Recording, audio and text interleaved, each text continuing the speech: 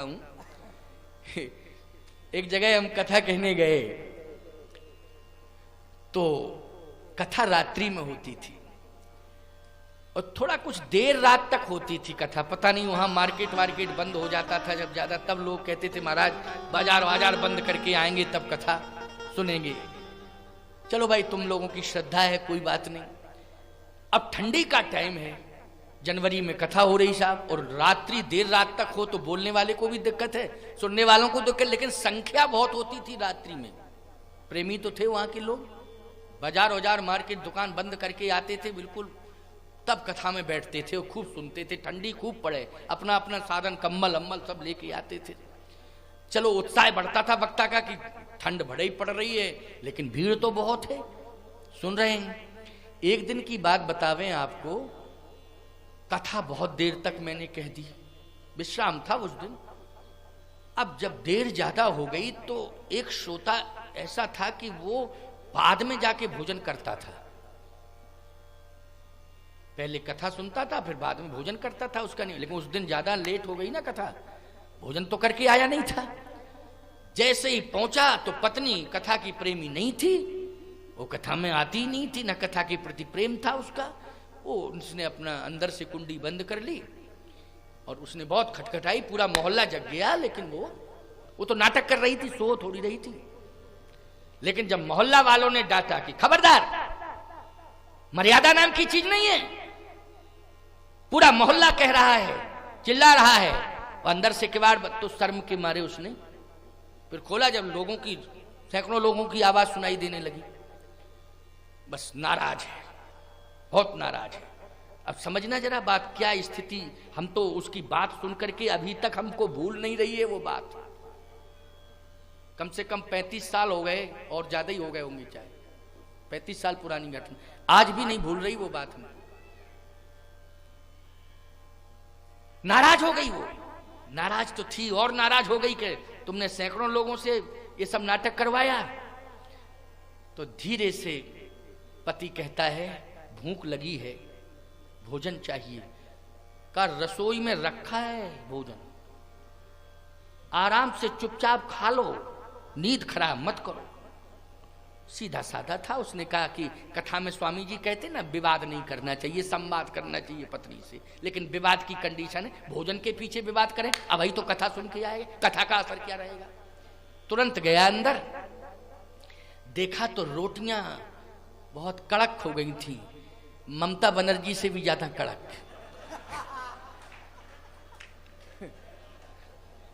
बहुत कड़क कड़क रोटियां, ठंडी का टाइम, दांत कमजोर थे, कुछ तो दांत ही चले गए थे, कुछ रह गए थे, वो भी किसी काम के नहीं थे। अब वो कड़क रोटियां कैसे जो है खाए। तुरंत आया, बोला एक काम करो, रोटी मत बनाओ, रोटियों को केवल गरम कर दो, रोटी मत बनाओ, केवल गरम कर दो बस। का खाना हो खाओ, नहीं चुपचाप लेट जाओ, फालतू की बात मत करो। हमारा मूड गर्म हो गया है, हमारी खोपड़ी ज्यादा गर्म हो रही है, बस बात करने की जरूरत नहीं है, चुपचाप जो है पा लीजिए, नहीं चुपचाप सो जाइए। तो कहता है एक काम करो, रोटी गरम करने में तो टाइम लगेगा, थोड़ा घी ही गरम कर दो। तो गरम गरम घी अगर सूखी रोटियों पर लग जाए तो कुछ मुलायम हो जाता है, तो थोड़ा सा घी ही गरम कर दो। तो कहती है ना रोटी गरम करूंगी ना घी गरम करूंगी, चुपचाप जो है चुपचाप खा लो। और ज्यादा अगर तुमको ये लगता है तो पहले ये बताओ इतनी देर तुमने कहां लगाई। कहे तुम्हें पता नहीं है, कथा सुन रहा था, इतनी देर तक कौन बोला। कहे जगत गुरु, तो बोले जगत गुरु को बुलाओ, वही गरम करें वही खिलावे। अब बताइए आप, कितनी बड़ी चुनौती आ गई मेरे सामने कि कथा भी सुनावे, तुम्हारे घरों में जाके काम भी करें हम। ये उसने सब सुनाया दूसरे दिन आकर के, इसलिए मैं बोल रहा हूं क्योंकि उससे बीती उसने सुनाया, स्पष्ट सत्य बोलता था वो अंदर गया, थोड़ा सा क्रोध उसे भी आ गया। क्रोध है, अब आ गया क्रोध। वो घी की कटोरी उठा के लाया और पत्नी के सिर पर रख दी उसने। पत्नी बोली ये क्या कर रहे हो? कहा गैस से ज्यादा गर्म तो तुम ही हो गई हो, और तुम्हारी खोपड़ी गर्म हो गई है, अब तुरंत ही घी गर्म हो जाएगा, अब गैस चूल्हा जलाने की जरूरत नहीं पड़ेगी। समझ रहे हो? ऐसी ऐसी विडंबनाएं हैं घरों के अंदर। उसने दूसरे दिन आकर के पूरा वृतांत सुनाया रात्रि का कि महाराज आप तो विश्राम की कथा में आज जा रहे हो, हम आपको प्रणाम करने आए कि हम कैसे जूझे रात को, लेकिन आपकी कथा ने संघर्ष बचा लिया। इतना मैंने गंभीरता का परिचय दिया कि मैंने हर पल हर क्षण विवाद को टाला। अंत में फिर मुझे थोड़ा सा क्रोध आया तो घी की कटोरी ही धर दी पत्नी के ऊपर, सिर के ऊपर। मैंने कहा देखो ये जीवन है,